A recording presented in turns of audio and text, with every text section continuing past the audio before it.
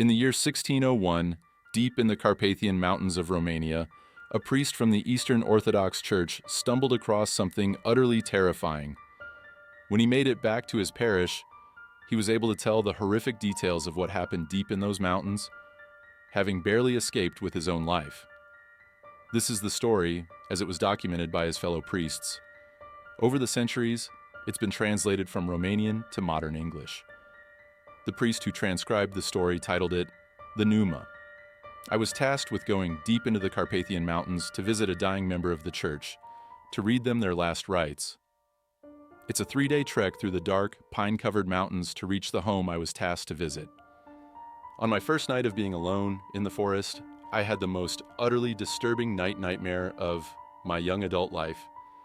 I was trapped inside a small, dank, and dirty house with a young, evil, vicious girl who had the devil's black eyes and nails as long as a bear's.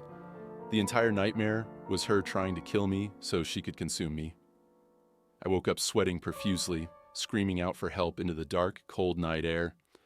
When I abruptly stopped screaming, I could hear the echo of my screams as they carried down the dark, narrow path, bouncing off the mountain's sheer rock walls. A cold chill went up my spine as the dream seemed so real. The smells, sounds, and especially the fear. I was left with an empty feeling of dread as I tried going back to sleep.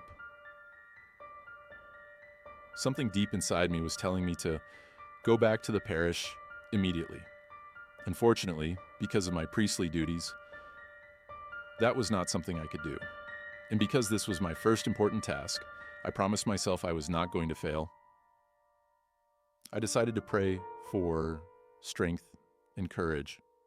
As I laid there on the cold, hard ground, clutching my crucifix tightly, I repeated the oath I took when I became a priest, over and over again. After repeating the oath countless times, I must have fallen asleep because the next thing I remember was the warmth of the sun hitting my face. I jumped up, realizing I'd slept in and was behind schedule now. I quickly gathered what few things I carried with me, drank some water, had a few bites of bread, then started scurrying my way up through the mountain's narrow crevices.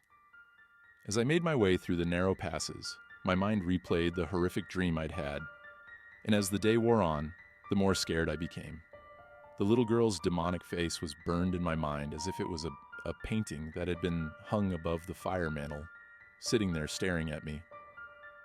When the sun started making its way behind the mountains for the night, an unsettled feeling hit my gut, and I dreaded going to sleep again for fear of what awaited me in my dreams, or worse. I gathered some wood and started to make a fire to try and calm myself, but as I did, the hairs on my arms stood on end. No sooner had I got the fire going, I heard the howl of a wolf not too far away. Too close, in fact, and I nearly jumped into the fire. As I turned all around, looking to see if I could see the wolf's eyes shining off of the fire in the darkness, but I saw nothing. I knew I wasn't going to get much sleep that night. The demonic girl in my dreams was frightening, but it was only a dream. The wolf was an immediate, real threat. I continued gathering as much wood as I could so I could keep the fire going all night. Once the fire was going strong and I had enough wood, I lay down to rest for a moment. I was exhausted from walking through the mountains all day, and not to mention mentally taxed from fear. Again, I drifted off to sleep and once again had another horrific dream. This time, I was back at my parish in the church, kneeling down in front of the statue of Christ upon the cross. As I was saying my prayers, I happened to look up. I could see blood starting to trickle out of the eyes of Christ. Streams of blood increased until the statue of Christ was completely covered in blood. I stood up from the hassock with an utter look of horror on my face. As I started backing away from the statue, it suddenly turned into the demonic girl that had been in my dreams, this night. She leapt down from the cross, running towards me, her arms and claws stretched out as she ran. She had the most hideous scream as she ran towards me, her eyes black as charcoal. I stood there frozen to the floor with fear, unable to move. As she got close, she pounced on me, which sent me flying backwards, hitting the ground. Suddenly, I was started awake, screaming again. I immediately knelt down, grabbed my crucifix, and started praying to God to stop these nightmares from happening. I felt I was losing my mind. I cursed myself for falling asleep, having remembered there was a wolf nearby last night, and how lucky I was it didn't come at me while I slept. I quickly gathered my things and took off. This was the third day, the day I was supposed to make it to the person's house. If I hurried, I'd make it before nightfall. I wasn't keen on spending another night outside in the mountains. I remember well, as I walked through the forest, the sense of dread I'd felt yesterday seemed to get worse. I tried praying or thinking of other things, but the demonic girl's face was burned in my mind. No matter what I did, I kept seeing her horrific face, those lifeless black eyes. As I walked along the cold, empty forest, time seemed to stand still. It was eerily quiet. The silence was deafening. The previous days, I'd heard small animals running around or chirping, but today, I heard nothing. The further I walked, the sense of dread got worse. Something inside me was telling me to turn around and go back to the parish. However, I was too stubborn to listen to my instincts. I remember walking around a corner of some big boulders when I suddenly stopped in my tracks. There before me stood an old stone sculpture of what appeared to be a man. The sculpture was old and decaying. The man's mouth was open as if he'd been screaming in agony. There appeared to be a set of small horns protruding from the top of his forehead. I moved in closer, and I was horrified to see that his lower abdomen had been ripped open and his entrails were coming out upon him. That was enough for me. I was about to turn around and run back the way I came, when something suddenly leaped onto my back from the trees above. I hit the ground hard, face first, as I screamed out in pain. Whatever it was began ripping through my cassock. It had the most hideous smell, enough to almost make me vomit.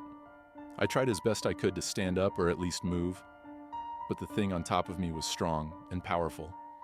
Every time I struggled, it hit me back down into the cold, hard ground. It was then the thought entered my mind: I'm gonna die. I quickly began praying and reading myself my last rites. If this is God's will, then so be it, I conceded to myself. It wasn't long before it was tearing into my flesh. I screamed like I'd never screamed before. I could feel its claws tearing and its teeth taking bites of my flesh. I decided to close my eyes and give up when I heard a faint swish noise, then immediately followed by a thwap. Whatever it was that had been attacking me bellowed out in pain, then fell back onto the ground between my legs. I was in so much pain and had lost so much blood.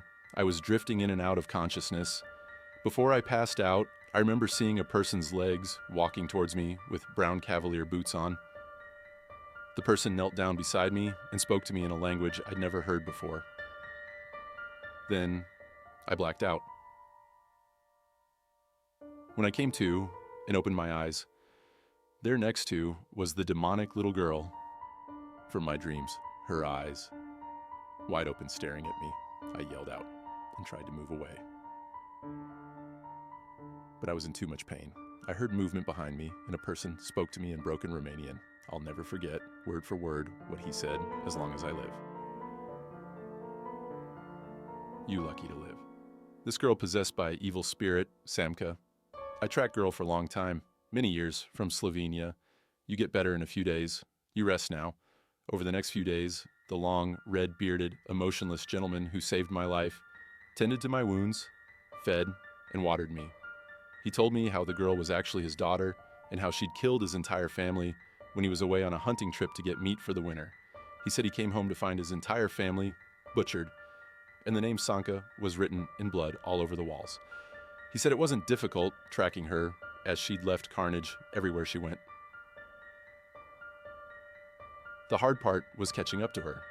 He said he'd got glimpses of her the day before she attacked me. I asked him if the statue meant anything. He said in one of the cities he went through, as he was tracking her down, he'd met an old historian who specialized in ancient demons. They began talking, and the historian knew the name Samca. He said, Samca was an evil spirit with one purpose: to possess the body of a human and kill as many people as it could. Samca is also an eater of people, preferring the meat of humans. The statue, he said, was someone who Samca had previously possessed and was trying to get back to it for some reason unknown to him. Before I departed on my journey back to home. I asked him what he would do with himself now. He said he'd been tracking the possessed body of his daughter for so many years. He wasn't sure what he'd do now. His last words to me were, "Keep traveling, no family now." I turned around and started to make my way down the mountain. After a few minutes of walking, I turned around to look at him one last time. He was no longer there. During the 3-day trek home, many thoughts came and went through my mind. One thought that stuck with me, and always will, was that pure evil does exist, and I must be prepared for it the next time I encounter it. For more scary stories, please like and subscribe our channel.